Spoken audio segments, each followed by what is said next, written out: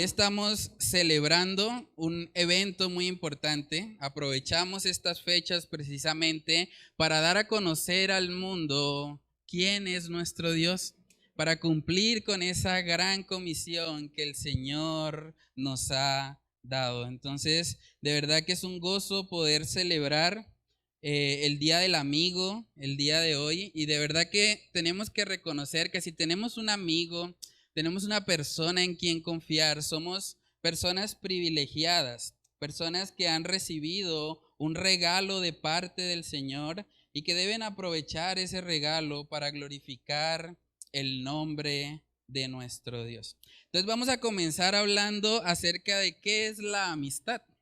Ya que estamos celebrando justamente el Día del Amigo o el Día de Amor y Amistad, pues vamos a empezar con la definición.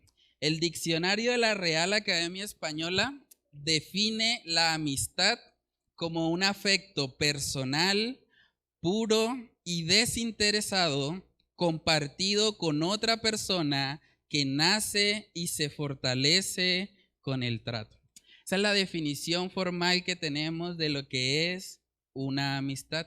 Y saben que desde el principio, cuando el Señor creó al ser humano, nos hizo de tal manera que nosotros no estamos diseñados para vivir vidas solitarias. Vamos a mirar en Génesis capítulo 2 cómo el Señor cuando creó todo y Él iba diciendo cada vez que creaba algo, el Señor decía que era bueno en gran manera. Pero vemos que por primera vez en la narrativa que tenemos ahí de la creación, vemos que por primera vez se menciona que algo no es bueno. Y precisamente lo que se menciona como que no es bueno es que el hombre esté solo. Vamos a verlo. Génesis capítulo 2, versículo 18, dice ahí la palabra: y dijo Jehová Dios, no es bueno que el hombre esté solo. Le haré ayuda idónea para él. La palabra que se utiliza ahí para referirse a ayuda idónea está relacionada con compañerismo. O sea, no era bueno que el hombre estuviera solo porque necesitaba una compañera, una amiga. Y vemos que la que cumple perfectamente ese rol, la que es la ayuda idónea, como su nombre lo indica, es la esposa, pero también los amigos vienen siendo personas que aportan a que el hombre no esté solo, a que tenga alguien con quien relacionarse y con quien entablar una amistad. Entonces vamos a comenzar con oración y a pedirle al Señor que Él nos ayude en este tiempo, para que sea el mensaje de su palabra el que pueda guiarnos y ayudarnos a poder vivir una amistad conforme al diseño de Él. Vamos a orar. Padre, queremos pedirte, Señor, en esta mañana, que a través de tu palabra, Señor, tú nos muestres, nos convenzas, Señor, de la necesidad que tenemos de tener una amistad primeramente contigo, Señor, pero también con nuestro prójimo, con las personas que has colocado a nuestro alrededor. Ayúdanos a entender, Señor, que fuimos diseñados como seres relacionales, que nos necesitamos los unos a los otros y que solamente cuando vivimos conforme a los principios de tu palabra, vamos a poder, Señor, cumplir con ese diseño perfecto que tú tienes para una verdadera amistad. Padre, yo te pido que seas tú hablando a nuestras vidas en esta mañana, que seas tú glorificándote a ti mismo, Señor, trayendo gloria a tu nombre, y que todo lo que aprendamos hoy, Señor, podamos recibirlo con un corazón atento, con una mente receptiva, Señor, y que sea tu Espíritu Santo convenciéndonos y capacitándonos para poder vivir conforme a esta verdad. Padre, oramos, Señor, todas estas cosas en el nombre de Cristo Jesús. Amén y amén. Bueno, hermanos, entonces ya vimos que desde el principio no es bueno que el hombre esté solo, ¿cierto? Entonces los amigos son una bendición porque ayudan al hombre a no vivir en esa soledad. Sin embargo, nosotros tenemos que ser conscientes que las amistades hay que saberlas escoger, ¿cierto? Lo primero que vamos a ver en esta mañana es precisamente que los amigos ejercen influencia en nuestras vidas. Los amigos ejercen influencia en nuestras vidas. Esa es una realidad. Por más de que usted diga, bueno, yo tengo amigos muy íntimos, muy cercanos, pero yo no soy como ellos, realmente no es tan cierto. Cuando usted examina su vida, usted puede darse cuenta que usted es el promedio de las 5 personas más cercanas a su vida. Las personas que le rodean, las personas a las que usted aprecia, a las que ama, esas personas han influido en usted para que usted tenga la personalidad que tiene, para que tenga los hábitos que tienen. Saben que la razón número 1 de por qué muchos jóvenes prueban la droga por primera vez es porque un amigo los influenció para hacerlo. Yo estuve buscando algunas estadísticas respecto a ese tema y dice que hay más de 13 veces o hay 13 veces más probabilidad de que un joven consuma drogas si su mejor amigo también lo hace. O sea, la influencia de un amigo está presente. Las amistades que nos rodean son las que nos guían por el buen camino o por el mal camino. Entonces nosotros debemos tener discernimiento y pedirle al Señor que nos ayude a elegir buenas amistades. Porque así como una mala amistad nos puede desviar, nos puede llevar por algo que no le agrada al Señor, también una buena amistad se convierte en una gran bendición. Como decía nuestro hermano Ernesto al principio, podemos ver muchos ejemplos en la Biblia de buenas amistades. La amistad de David con Jonatán, la amistad de Ruth con Noemí, la amistad de Jesús con el apóstol Juan. Fueron amistades que edificaron, que guiaron a las personas a vivir en santidad. Entonces vamos a leer lo que dice 1 Corintios capítulo 15, donde se nos advierte acerca de eso, de tener cuidado con las malas compañías. Vamos a 1 Corintios 15, vamos a leer ahí lo que dice el versículo 33. 1 Corintios 15, 33 dice, no erréis, las malas conversaciones corrompen las buenas costumbres. Es curioso que el versículo empiece diciendo, no erréis. En otras palabras, no se engañen. No crean que ustedes pueden tener amigos íntimos y que no los van a influenciar. Eso es una mentira. Cuando nosotros tenemos personas a nuestro alrededor, personas a quienes apreciamos, esas personas ejercen una influencia en nuestras vidas. Y por eso nosotros debemos guardarnos de esas malas conversaciones. Hay un ejemplo en la palabra de Dios que es muy diciente respecto a lo que puede hacer una mala amistad en nuestra vida. Vamos a 2 de Samuel capítulo 13. 2 de Samuel capítulo 13, ahí podemos ver la historia de uno de los hijos de David que se llamaba Amnón. Amnón tenía un amigo que no era precisamente un buen amigo. Y vamos a ver lo que este personaje le aconsejó a Amnón. 2 de Samuel capítulo 13, versículo 3 dice ahí, y Amnón tenía ¿qué? Un amigo, ¿cierto? Que se llamaba Jonadab, hijo de Simea, hermano de David. Miren la característica del amigo. Y Jonadab era hombre muy astuto. Y este le dijo, hijo del rey, ¿por qué de día en día vas enflaqueciendo así? ¿No me lo descubrirás a mí?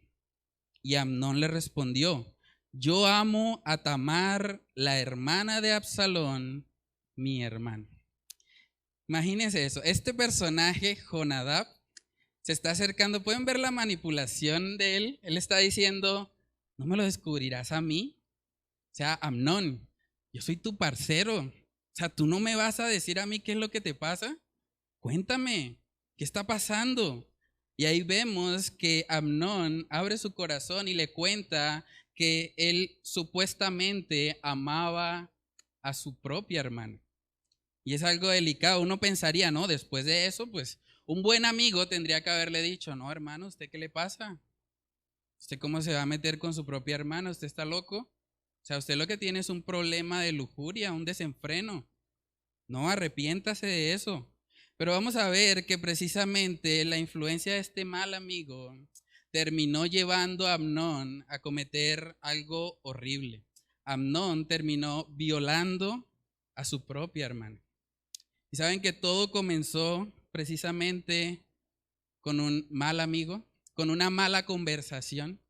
Miremos lo que dice en el verso 5. Dice, y Jonadab le dijo, acuéstate en tu cama y finge que estás enfermo. Un amigo aconsejándole que mienta. Y cuando tu padre viniera a visitarte, dile, te ruego que venga mi hermana Tamar para que me dé de comer y prepare delante de mí alguna vianda para que al verla yo la coma de su mano. Este amigo llamado Jonadab le dio una idea, le dio un plan a Amnón para que él llevara a cabo un pecado horrible.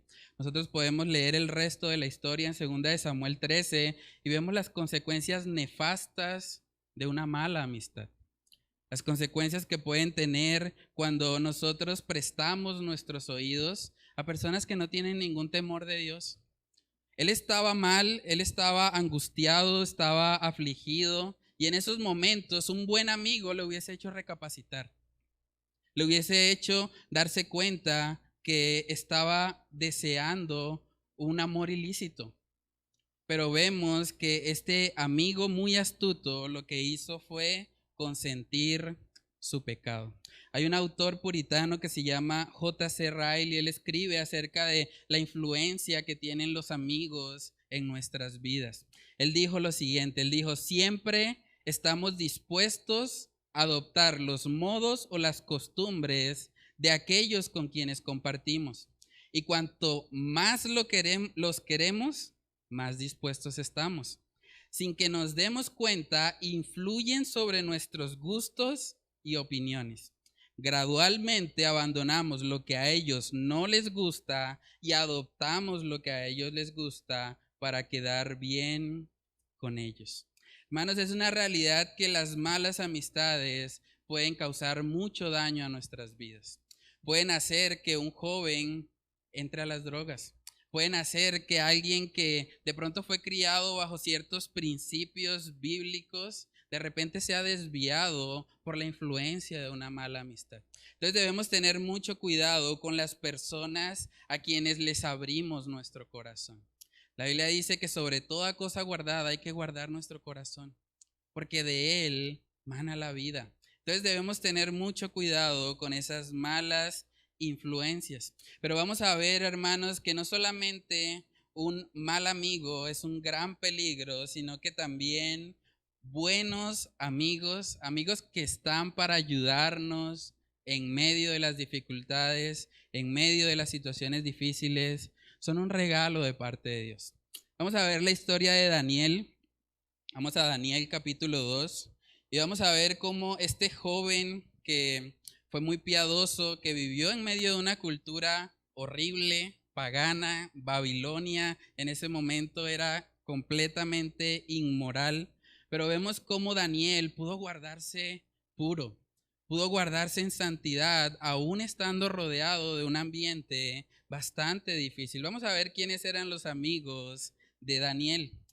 Daniel capítulo 2, versículos del 16 al 18, dice ahí. Y Daniel entró y pidió al rey que le diese tiempo y que él mostraría la interpretación al rey. Para colocarlos en contexto, lo que está sucediendo ahí es que el rey Nabucodonosor, que era un poquito esquizofrénico, él había tenido un sueño y dijo que si no le interpretaban ese sueño iba a matar a todos los sabios. Y dentro de esos sabios podía estar el mismo Daniel, podía haber muerto él. Pero vamos a ver cómo la influencia de una buena amistad le ayuda a Daniel en un tiempo en el que estaba corriendo riesgo, incluso su vida.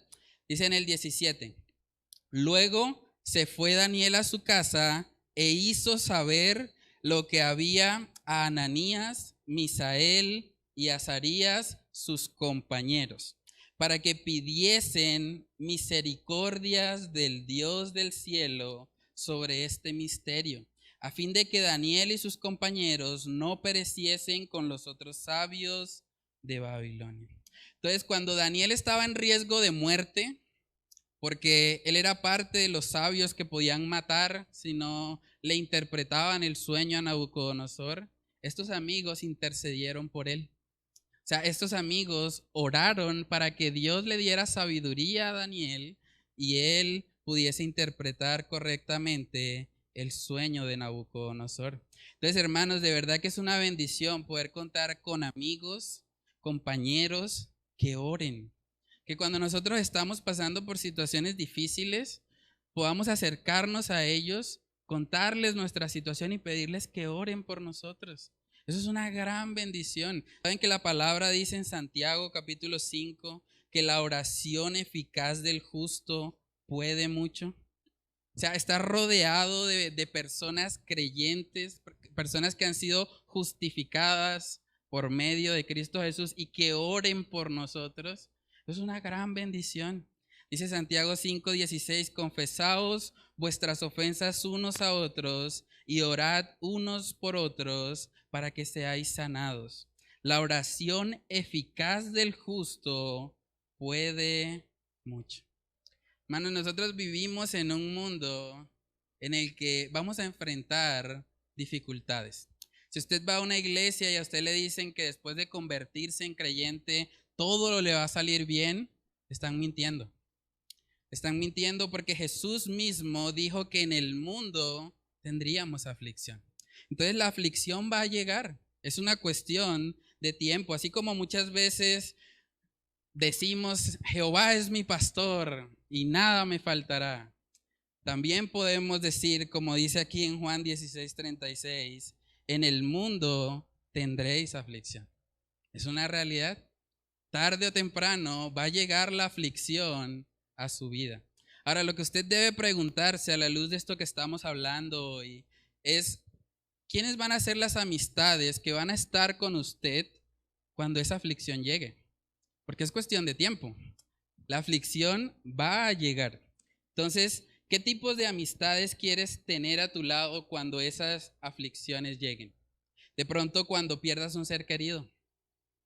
¿Quién quieres que esté a tu lado para consolarte, para darte una palabra de ánimo?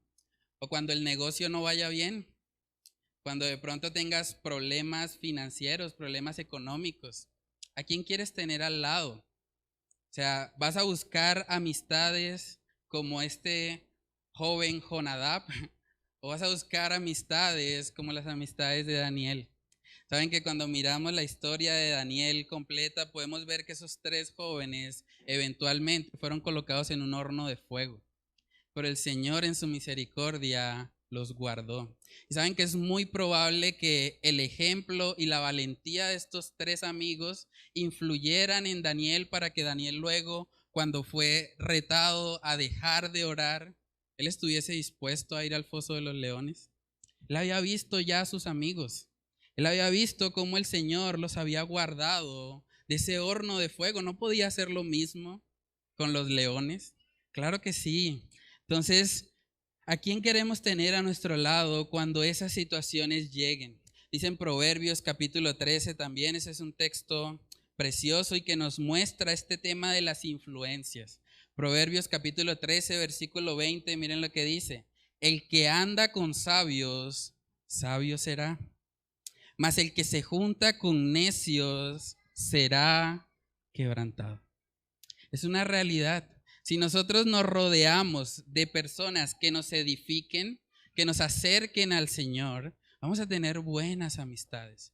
Pero también el texto nos está advirtiendo, el que se junta con necios será quebrantado. O sea, si usted busca amistades que no tengan temor de Dios, amistades que lo alejen de la iglesia, que lo alejen de las disciplinas espirituales, que de pronto estén ahí, pero para ofrecerle una cerveza, para invitarle al baile, a una cosa u otra que sabemos que va en contra a la voluntad del Señor.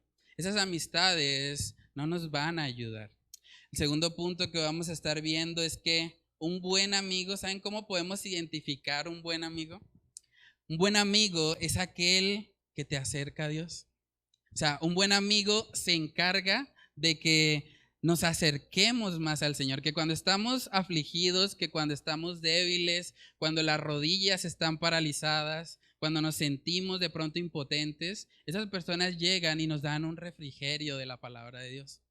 Esas personas llegan y nos dicen, vamos para la iglesia, vamos a buscar al Señor, vamos a orar juntos, vamos a leer la palabra de Dios, no nos vamos a quedar en la derrota, vamos a seguir, vamos adelante. Un buen amigo hace eso en nuestra vida. Un buen amigo es una influencia positiva.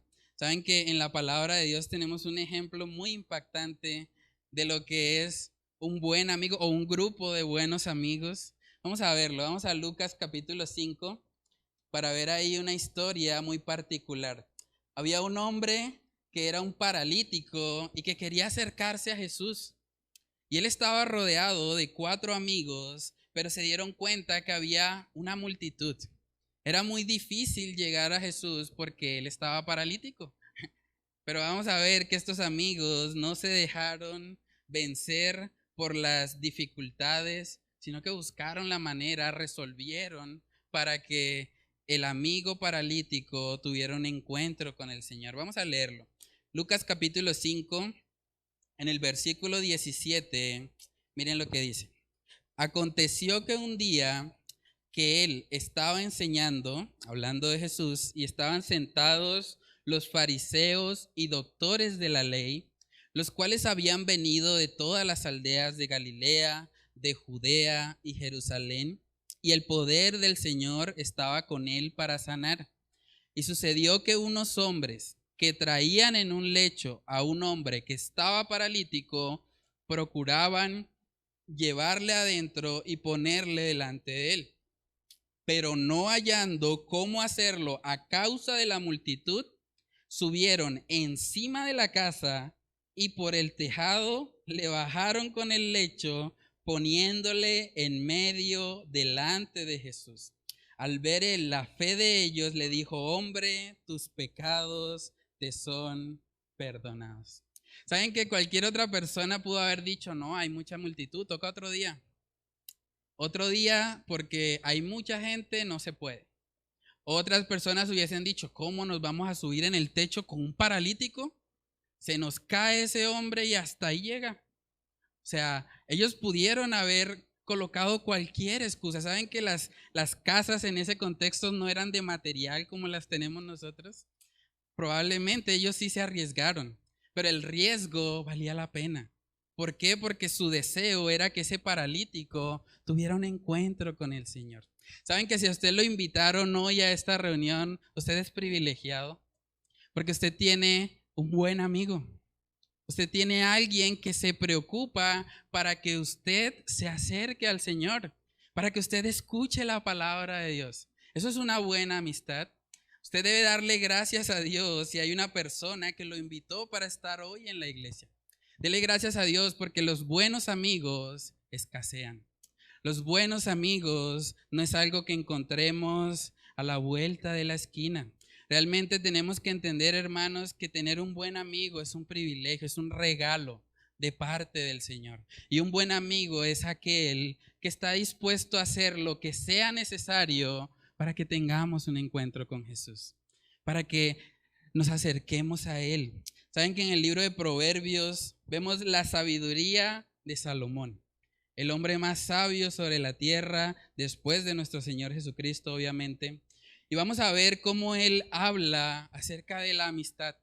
Proverbios capítulo 18, vamos a mirar ahí lo que dice Proverbios 18 en el versículo 24. Dice ahí, el hombre que tiene amigos ha de mostrarse amigo. Y amigo hay más unido que un hermano. ¿Saben que hay amistades en nuestra vida que pueden llegar a ser así? O sea, más cercanas, más íntimas incluso que un hermano. Cuando a Jesús se le acercaron a decirle que su familia lo estaba esperando, él dijo, no, mi familia son los que hacen la voluntad del Padre. Él sabía que tenía una conexión especial con sus hermanos en la fe. Es importante que nosotros podamos desarrollar amistades así. Ahora, el pasaje también dice que el que tiene amigos ha de mostrarse amigo. Si usted ha tenido o ha recibido por la gracia de Dios un buen amigo, usted también debe mostrarse así. Usted también debe ser ese amigo, esa mano que esté dispuesta a ayudar a aquel que lo necesita. En Eclesiastés capítulo 4 también vemos que el mismo autor, Salomón, está hablando acerca de la importancia o el privilegio que es tener un buen amigo. Vamos a Eclesiastés capítulo 4, versículos del 9 al 10. Dice ahí la palabra del Señor. Mejores son dos que uno, porque tienen mejor paga de su trabajo. Porque si cayeren, el uno levantará a su compañero. Pero ay del solo, que cuando cayere, no habrá segundo que lo levante. Salomón está reconociendo aquí que es mejor dos que uno solo. Es mejor tener un amigo, tener una compañía. Ese texto se ha utilizado mucho para hablar del contexto del matrimonio, pero si lo miramos ahí en su contexto, nos damos cuenta que está hablando de un compañero de trabajo, de alguien que está ahí con nosotros. Y es una bendición poder tener a alguien así, porque aquel que está solo, aquel que no tiene amigos, ¿a quién va a acudir cuando lleguen las aflicciones que Jesús dijo que iban a llegar? ¿A quién va a acudir? Necesita a una buena amistad que lo pueda guiar y edificar precisamente conforme al consejo del Señor. Vamos a mirar también en Proverbios capítulo 27. Ahí podemos ver cómo un buen amigo es aquel que nos da un buen consejo. Proverbios 27, versículo 9 dice ahí, el ungüento y el perfume alegran el corazón, y el cordial consejo del amigo al hombre. Qué privilegio, ¿no? Tener un amigo que pueda darnos un cordial consejo. Que cuando de pronto estamos bajos de nota, cuando de pronto estamos desanimados, cuando las cosas no están saliendo como nosotros quisiéramos, ese amigo pueda llegar y traernos un buen consejo. ¿Y saben cuál es el mejor consejo de todos? La palabra de Dios. Un amigo que nos recuerde lo que dicen las Escrituras es una gran bendición. Es algo que nos ayuda, nos sostiene y es un regalo de parte de nuestro Dios. También en Proverbios 27, en el mismo capítulo, podemos ver cómo un buen amigo también pule nuestro carácter. A veces vemos como la parte positiva de la amistad, pero también tenemos que reconocer que en medio de las relaciones personales, muchas veces el Señor empieza a limarnos.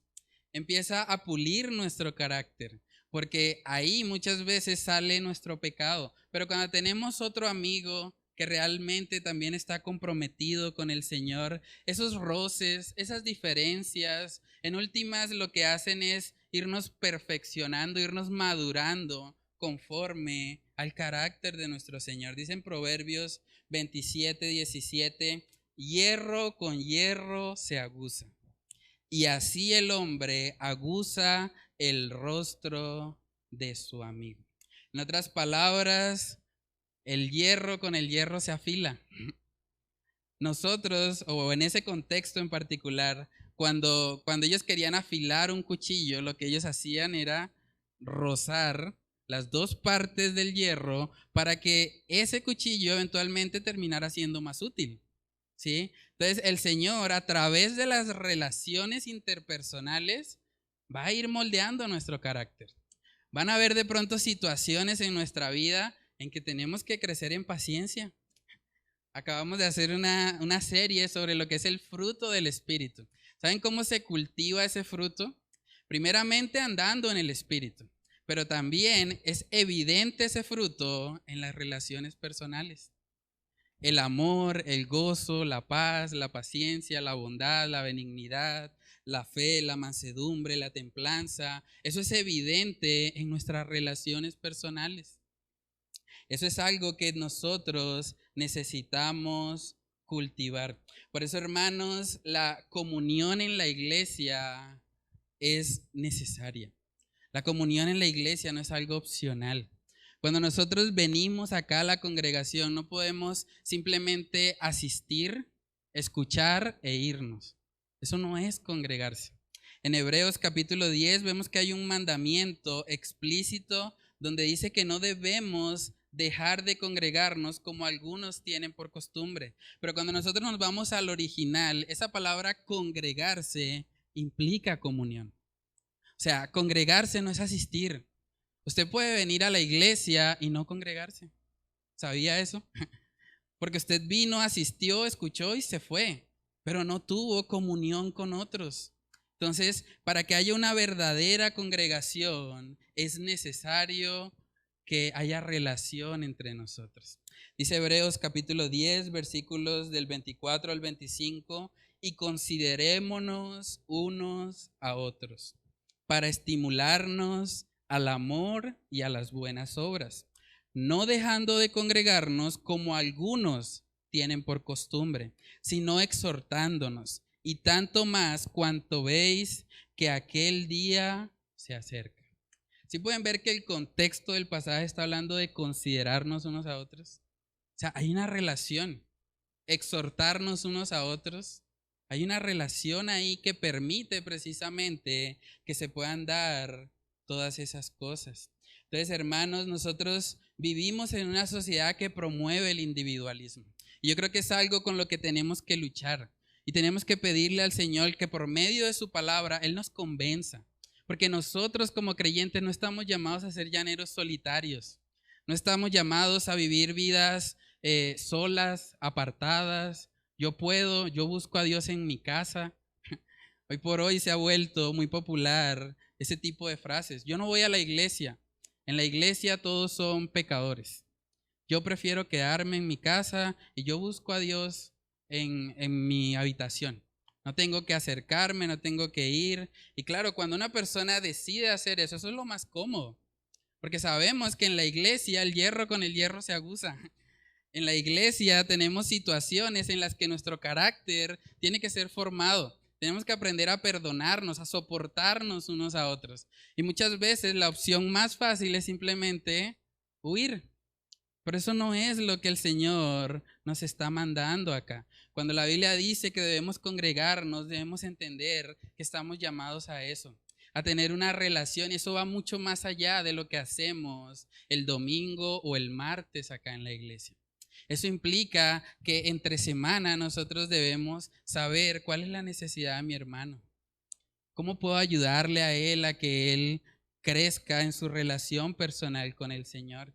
Debemos ser personas, debemos mostrarnos amigos, como leímos en el proverbio, para que nosotros podamos ser instrumentos de Dios en la vida de otras personas. Una de las mentiras de pronto más fuertes que hay hoy en día es creer que somos autosuficientes. Es creer que no necesitamos a nadie, que podemos solos. La Biblia, cuando habla del concepto de la iglesia, lo define como un cuerpo en el que nos necesitamos los unos a los otros. Es una necesidad. Por lo tanto, hermanos, no podemos desechar la comunión con otros hermanos. Algo que se ha vuelto también muy popular con todo esto de la pandemia y demás es que mucha gente ha dicho, bueno, pues yo me congrego virtualmente. ¿Saben que hablar de congregarse virtualmente es una contradicción? Porque congregarse es comunión. Yo no tengo comunión con una pantalla, yo tengo comunión con otra persona.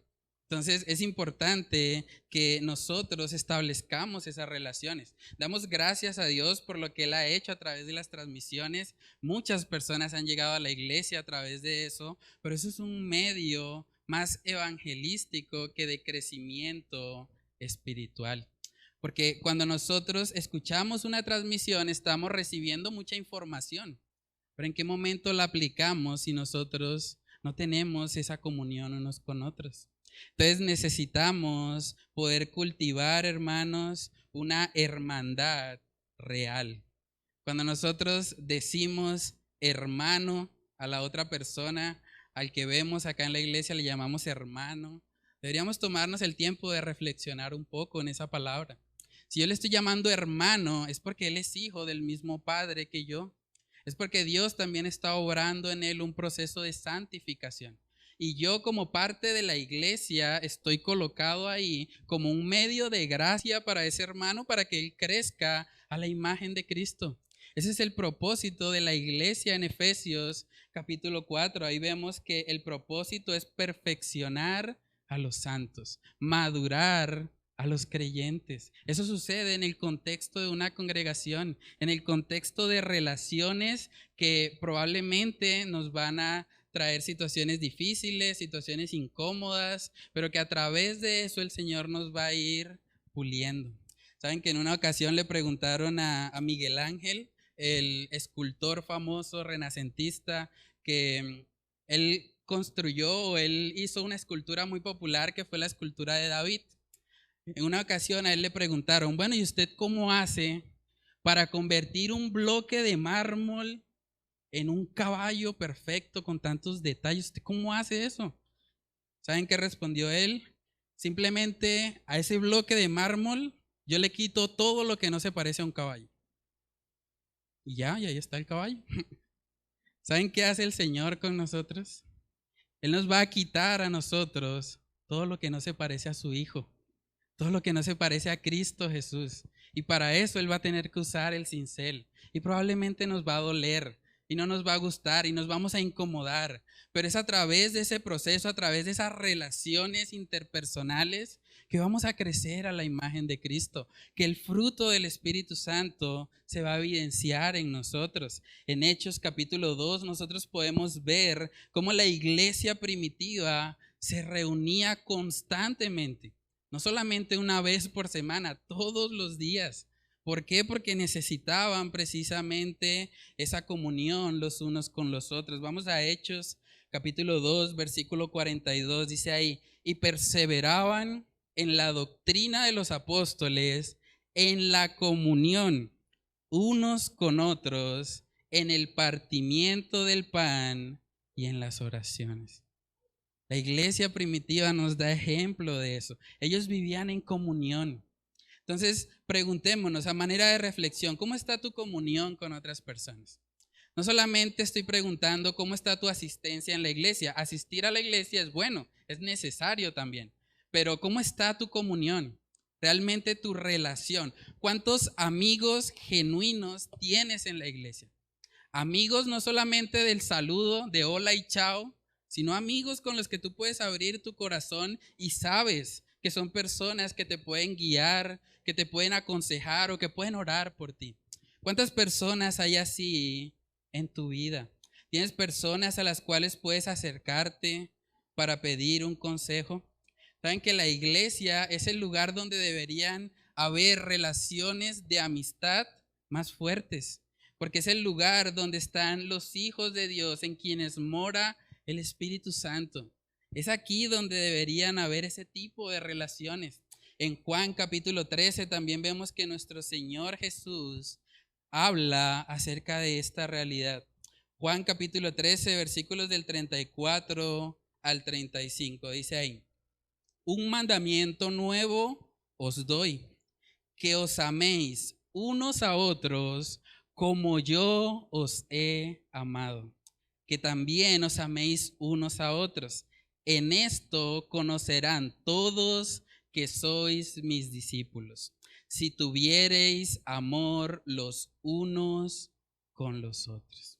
Entonces, hermanos, lo que nos identifica como discípulos de Cristo, como creyentes, es precisamente el amor de los unos por los otros. Ahora, para yo poder vivir esa relación, es necesario que yo tenga primero una amistad con Dios. Yo no puedo amar a mi prójimo así como Cristo me ha amado si primeramente no he entendido ese amor, no he entendido la magnitud de lo que el Señor hizo por mí en la cruz. Saben que todas las relaciones de amistad que nosotros tenemos inician porque hay algún tipo de contacto. Sea porque de pronto nos conocimos en la universidad, en el estudio, en el trabajo, de pronto haciendo ejercicio en un parque, o porque de pronto tuvieron contacto a través de una red social. Hoy por hoy es muy común eso, pero hay un problema cuando nosotros hablamos de una amistad con Dios. Y el problema es que, a diferencia de las relaciones humanas interpersonales que tenemos, nosotros no podemos tener contacto con Dios. Porque la Biblia enseña que todos hemos pecado. Y si todos hemos pecado, no hay contacto. La Biblia describe a Dios como un Dios santo, santo, santo. Por lo tanto, el Señor no puede tener comunión con el pecador. Vamos a mirar Romanos capítulo 3, donde muestra esa realidad. Romanos capítulo 3, verso 23 dice, por cuanto todos pecaron y están destituidos de la gloria de Dios. La condición natural del ser humano es que no puede tener comunión con Dios. Está destituido de su gloria. Esa es nuestra condición pecaminosa. Por lo tanto, para nosotros poder tener una amistad con Dios, necesitamos que alguien nos ayude. Necesitamos que alguien haga ese contacto, porque nosotros no podemos hacer ese contacto con Dios porque hemos pecado. Entonces vamos a ver en el tercer y último punto que Cristo Jesús hizo todo lo necesario para que nosotros podamos tener una amistad con Dios. Cristo Jesús hizo todo lo necesario para que podamos tener una amistad con Dios. Y vamos a ilustrar eso. En 2 Corintios capítulo 5, voy a leer ese pasaje antes de hacer la ilustración. 2 Corintios 5, 21 dice que al que no conoció pecado, por nosotros lo hizo pecado, para que nosotros fuésemos hechos justicia de Dios en él. Eso es lo que conocemos como el glorioso intercambio. Entonces, hermanos, si nosotros no podíamos tener contacto con el Señor por causa de nuestro pecado, la única forma de establecer esa amistad es a través de un ser perfecto, sin mancha, sin pecado, que además tuviese contacto con pecadores como nosotros. Y esa persona fue nuestro Señor Jesucristo. Entonces voy a ilustrar eso. Aquí está mi hermano Davis. Como ustedes pueden ver, los zapatos de Davis son muchos más bonitos que los míos, ¿cierto? Entonces, yo voy a representar al pecador, aquel que ha mentido, aquel que ha deshonrado a sus padres, aquel que ha sido homicida, aquel que ha hecho cosas que no le agradan al Señor. Por lo tanto, yo no puedo acercarme a Dios en mis propias fuerzas. Entonces, lo que el Señor va a hacer es lo siguiente. Yo me voy a quitar mis sandalias que están sucias de pecado, con las cuales no puedo de ninguna manera tener comunión con un Dios santo, santo, santo. Y Davis va a representar lo que Jesús hizo en la cruz del Calvario. Los zapatos de Davis, que eran mucho más limpios, mucho más bonitos que los míos, él los va a colocar ahora para que yo pueda usarlos en medio de mi condición de pecado.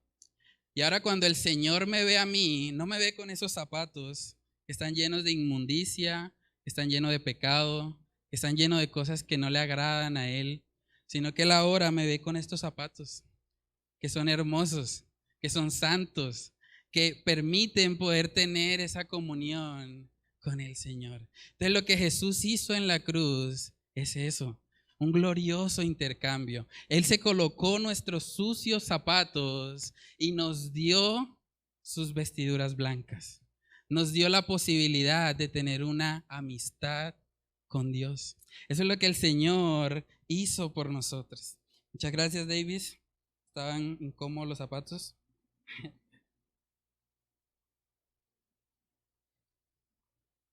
Listo.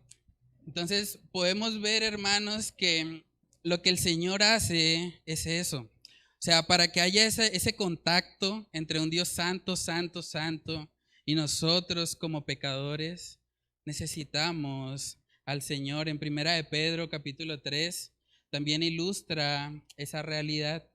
1 de Pedro capítulo 3 versículo 18 dice ahí, porque también Cristo padeció una sola vez por los pecados, y miren lo que dice después, el justo por los injustos.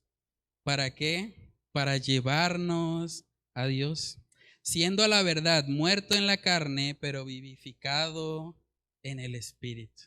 Entonces, hermanos, Jesús hizo todo lo necesario para que podamos tener una amistad con Dios, para que podamos tener una relación íntima y real con Él. Es posible para cualquier persona, sin importar lo pecadora que sea, sin importar lo horrible que haya hecho. Si esa persona viene y se lava en la sangre preciosa de nuestro Señor Jesucristo, esa persona puede ser salva y puede tener una comunión con el Señor. Por eso en Juan capítulo 15 vemos que nuestro Señor Jesús habla del mayor amor. Y el mayor amor precisamente es dar la vida por los amigos. Vamos a Juan capítulo 15, versículos del 13 al 15. Dice ahí, nadie tiene mayor amor que este, que uno ponga su vida por sus amigos. Vosotros sois mis amigos si hacéis lo que yo os mando. Ya no os llamaré siervos, porque el siervo no sabe lo que hace su señor. Pero os he llamado amigos, porque todas las cosas que oí de mi Padre os las he dado a conocer. Hermanos, tratemos de pensar por un momento, ¿qué diferencia hay entre un siervo y un amigo? Un siervo es alguien es alguien quien obedece por temor al amo, porque sabe que el amo le puede disciplinar, el amo le puede quitar el trabajo, pero un amigo realmente sirve a otro amigo porque le ama. La Biblia dice que cuando nosotros nos convertimos a Cristo, sus mandamientos no son gravosos. Para el creyente no es una carga obedecer al Señor. El creyente genuinamente quiere hacerlo, porque el Espíritu Santo mora dentro de él. A un siervo solamente se le da la información necesaria para que haga su trabajo. Pero cuando hablamos de una amistad, un amigo es privilegiado. Un amigo tiene una relación más íntima y personal. También un siervo tiene una relación lejana con su amo, mientras que un amigo comparte y conoce mucho más. El Señor nos llama, nos da la oportunidad de tener una amistad con Él, una relación real, íntima y genuina con Él. Y para eso Él fue a la cruz, pensando precisamente en salvarnos y en darnos la posibilidad de relacionarnos con Dios. También dice en Romanos capítulo 5, versículo 7, ciertamente apenas morirá alguno por un justo. Con todo, pudiera ser que alguno osara morir por el bueno. Mas Dios muestra su amor para con nosotros en que siendo aún pecadores, Cristo murió por nosotros. Hermanos, ¿qué tipo de amor está dispuesto a morir por su enemigo? A morir por aquel que continuamente le está ofendiendo. Eso es algo que humanamente no podemos comprender, pero que nuestro Señor Jesucristo evidenció por nosotros. Entonces Él nos hace una invitación hoy. Y la invitación es que nosotros podamos tener esa amistad con Dios. Dice en 2 Corintios también, capítulo 5, que nosotros como embajadores de Cristo le anunciamos al mundo que se reconcilien con Dios. Ese es el llamado principal del Evangelio. La mejor amistad que usted puede tener es una amistad con Dios. Si usted tiene una amistad con Dios, Él se va a encargar de colocarle a usted las amistades horizontales que usted necesite para crecer a la imagen de Cristo. Pero primeramente debe haber esa relación. Usted debe reconocer que ha pecado, que el pecado le ha destituido de la gloria de Dios y que solamente a través de Jesús usted puede restablecer esa comunión con el Padre. Saben que en Santiago capítulo 2 vemos que se habla de un personaje bíblico que fue amigo de Dios. Vamos a Santiago capítulo 2, versículo 23. Dice ahí, y se cumplió la escritura que dice, Abraham creyó a Dios y le fue contado por justicia. Y fue llamado amigo de Dios. Nótese que dice, Abraham creyó a Dios. No dice creyó en Dios. No se trata de creer en Dios como un ente abstracto, como que debe haber un creador. No, no se trata de eso. Se trata de creer el evangelio. Se trata de creer el mensaje de que a pesar de que somos malos, somos pecadores, Cristo murió en nuestro lugar para que todo aquel que en Él cree no se pierda, sino que tenga vida eterna. Si usted cree ese mensaje hoy, usted puede ser salvo y usted puede tener esa amistad con Dios. Puede iniciar una relación de santificación y el Señor se va a encargar de colocarle a usted como un instrumento para santificar también a otros, para que más personas puedan crecer a la imagen de nuestro Señor. Entonces, hermanos, Dios ya hizo su parte. Dios ya envió a su Hijo Jesús a morir en la cruz para que todo aquel que en Él crea no se pierda. Ahora la pregunta es, ¿qué vas a decidir tú? ¿Vas a decidir aceptar ese sacrificio perfecto en la cruz? ¿Vas a iniciar una relación de amistad con Dios hoy o vas a estar aplazando eso para después? Eso es lo que debemos preguntarnos. ¿Tenemos esa relación con Dios? Esa es la amistad más importante que tener buenos amigos en la tierra, es tener una amistad íntima y cercana con nuestro Dios. Si usted no tiene eso, hable con nosotros, acérquese, estamos para mostrarles por medio de la palabra de Dios cómo se puede vivir esa relación, cómo se puede tener esa comunión íntima con nuestro Dios y cómo se puede experimentar de verdad una santificación y una comunión íntima con el Espíritu Santo.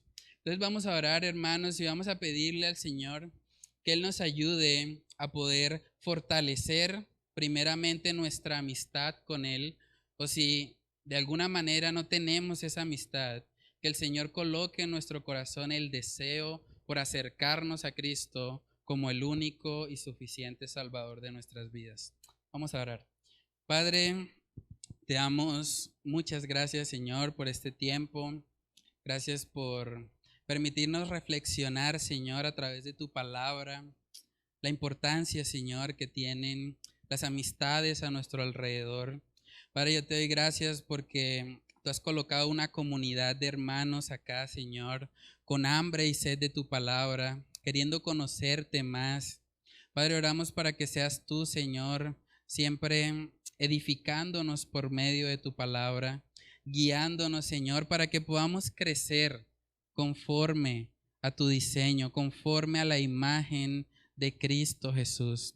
También yo te pido, Señor, que si hay personas acá que de pronto nos están acompañando hoy por primera vez, o que de pronto no han experimentado esa amistad contigo, esa relación íntima y genuina, Señor. Padre, que seas tú trayendo esa convicción, que seas tú, Padre, regalando la salvación a esa persona para que ella pueda ser consciente de su necesidad de ti y pueda venir, Señor, en arrepentimiento y fe a Cristo Jesús. Padre, oramos para que seas tú guiándonos, que seas tú ayudándonos a poder vivir siempre conforme al diseño que tú has establecido para la amistad. Padre, todo esto te lo pedimos, Señor, en el nombre de Cristo Jesús. Amén y amén.